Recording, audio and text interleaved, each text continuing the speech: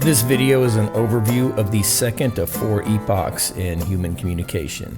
It begins with the emergence of written records after 3500 BCE and ends before the invention of the printing press around 1440 CE. Writing changed everything. As mentioned in the previous video, it influenced power, shifting it upward to those who controlled the means of written message production. With writing, messages could outlive their creators, cross distances, and survive generations, without those generations having to do, well, much at all. Writing separated the world from the speaker. It allowed communication to happen across time and space without shared presence.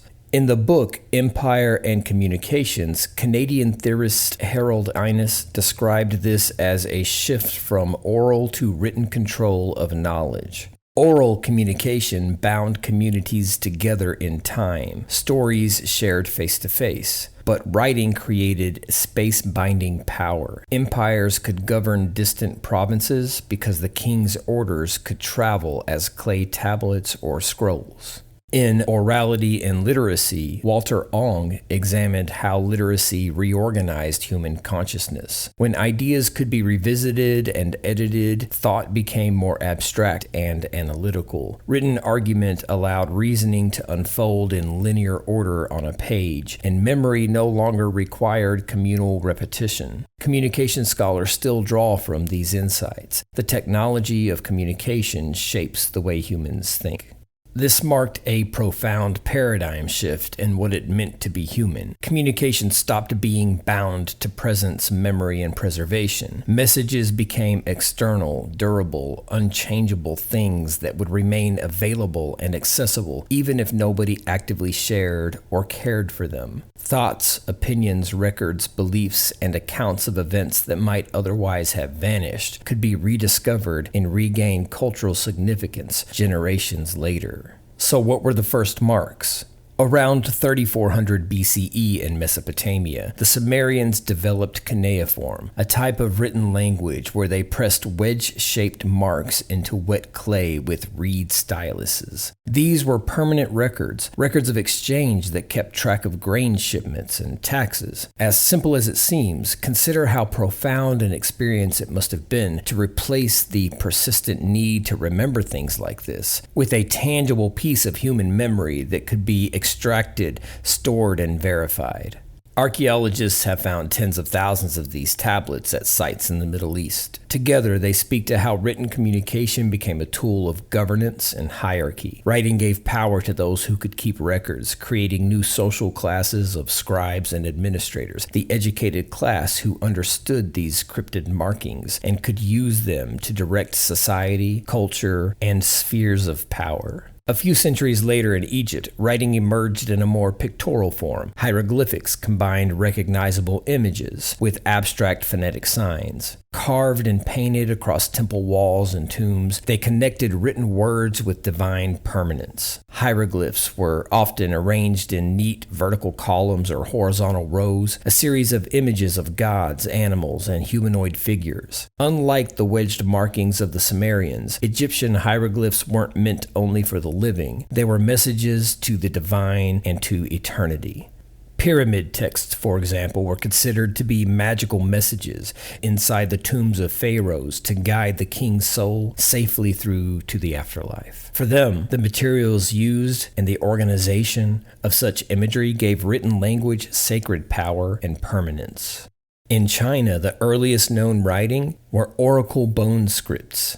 These date to about 1200 BCE. Kings would pose questions about war or harvest or weather to the gods, and diviners etched them into turtle shells and ox shoulder blades next to the gods' responses. The god's response was obtained by pressing a heated rod to the bottoms of bones, causing them to crack into intricate patterns of fractures. The diviner then carved both the original question and the interpreted answer beside those cracks.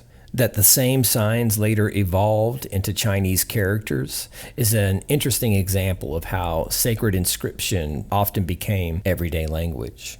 In Mesoamerica, the Maya developed a writing system of carved and painted glyphs visible today on stone monuments and in surviving codices. One of these looks like an accordion of small panels filled with complex images and number symbols. It's known as the Dresden Codex, named after the museum in Germany where it is held. The codex contains tablets predicting eclipses and planetary cycles. It's an artifact that shows how writing didn't just evolve to document the past, it also was used to predict, measure, and organize the future in the minds of humans who used it. Over time, writing became an art as well as a record. In the Greek world, stone inscriptions and papyrus manuscripts carried not only laws and decrees, but also poetry and philosophy. The Greek alphabet pushed people towards precision of thought, and its use in public spaces made written language a visible aesthetic and aspect of everyday life. The Romans further extended inscription into the visual world of humans, establishing the bold symmetry of Roman capitals. This script, which we find familiar in our modern fonts, was engraved into even more permanent materials like stone, marble, and metal, bolstering its importance through permanence.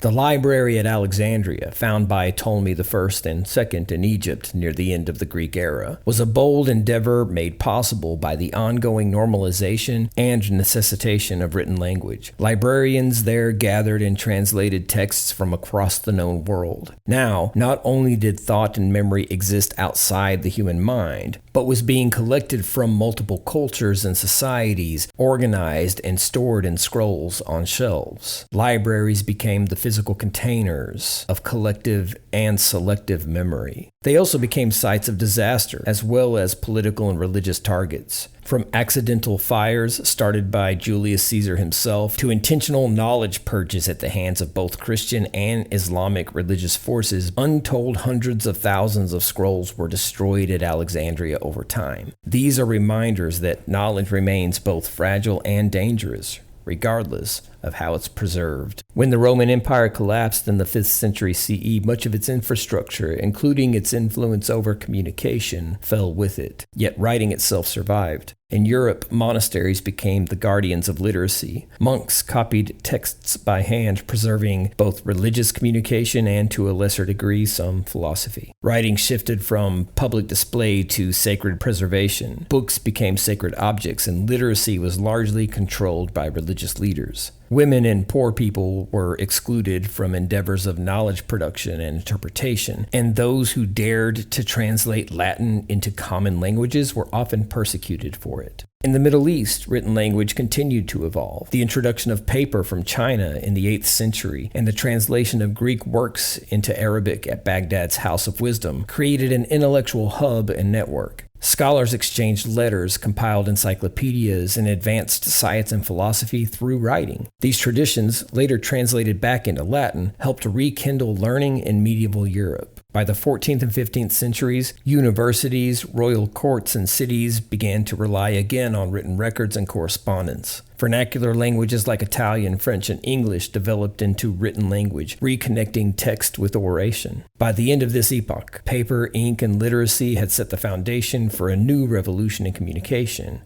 the age of print. For students of communication, this epoch marks the beginning of mediated human life, where beliefs, relationships, and communication are shaped more significantly by mediated messages, and in fact by communication media itself, than they are by oral traditions, those traditions bound by time, place, and memory. Written language externalized the mind, forever changing how communities preserve identity, how governments organize authority, and how individuals understood themselves in relation to others across time and space.